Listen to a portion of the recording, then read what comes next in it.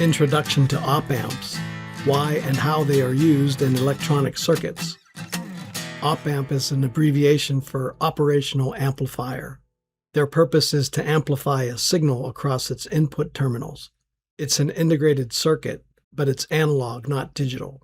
But they are commonly used even in digital instruments. They first came out in the 1940s where they used vacuum tubes. In the 1960s, they replaced the vacuum tubes with transistors. And in 1968, the MU-A741, or just the 741 op-amp, appeared. This iconic op-amp has been the industry standard since then, and they're still produced today. I show the internal circuitry of the 741 op-amp, but I'm not going to discuss it in detail. I'll just point out that we recognize transistors and resistors, and I see one capacitor in there. The universal symbol for an op-amp is a triangle. There are positive V plus supply and negative V minus supply voltages. These power the inner circuitry. Why do we need supply voltages? Do you have a stereo? Yes. Does it work without the power on? No. It's the same here. We can't amplify a signal without power. That makes sense. Thank you, sir. These supply voltages are required, but inferred, and they're not often shown on circuit diagrams. And by the way, people sometimes forget to connect these supply voltages and then wonder why the op-amp doesn't work.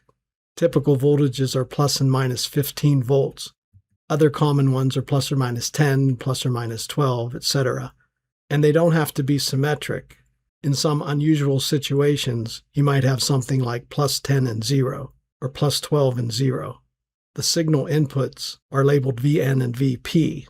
N stands for negative, and Vn is also called the inverting input.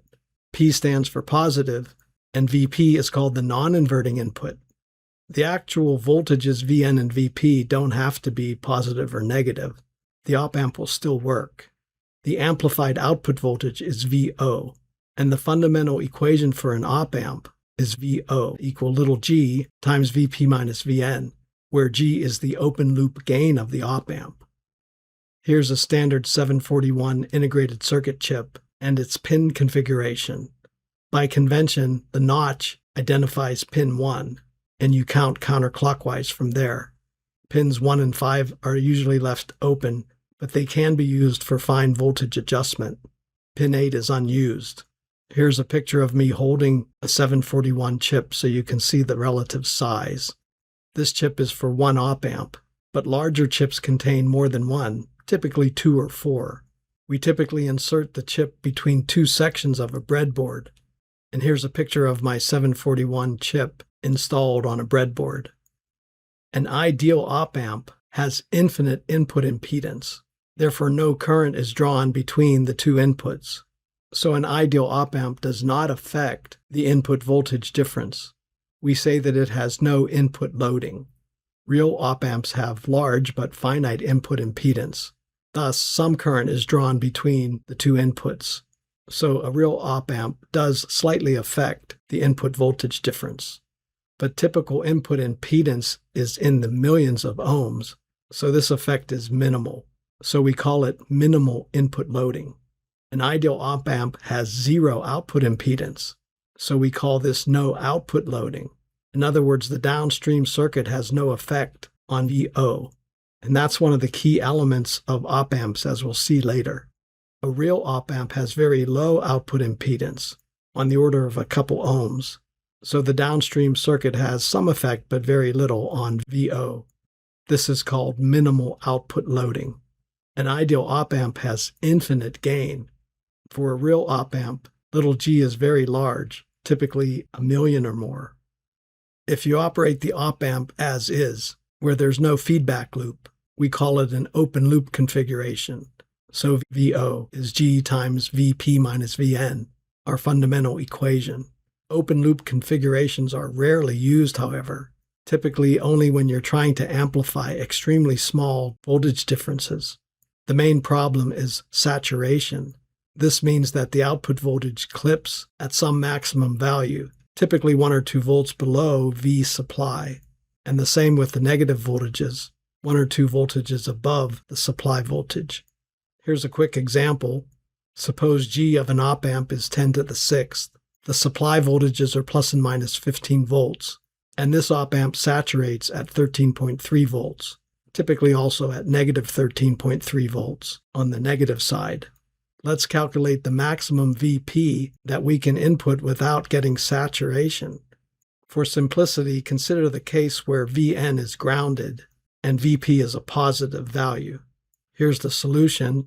Let's be right at saturation, and since Vn is 0, we calculate Vp as 13.3 times 10 to the minus 6 volts. Thus, any input voltage difference greater than 13.3 microvolts will saturate the op-amp at 13.3 volts, and that's why most op-amp circuits are closed loop.